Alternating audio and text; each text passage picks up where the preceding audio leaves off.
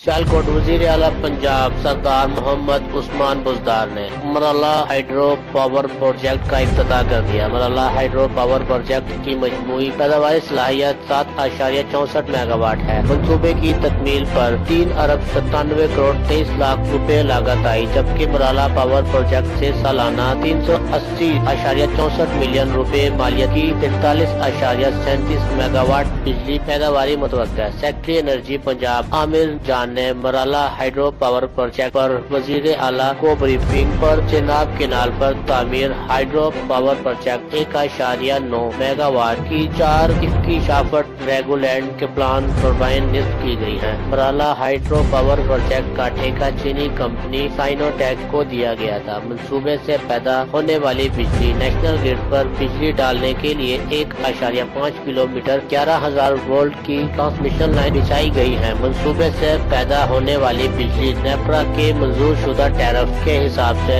کیپکو کو فروخت کی جائے گی۔ مرالہ ہائیڈرو پاور پروجیکٹ کو انرجی ڈپارٹمنٹ حکومت پنجاب پاور مینجمنٹ یونٹ کی زیر نگرانی پایہ تکمیل کو پہنچایا گیا۔ کیمرامین ٹیم کے ہمراہ عمران بٹ، راز نیوز، سیالکوٹ۔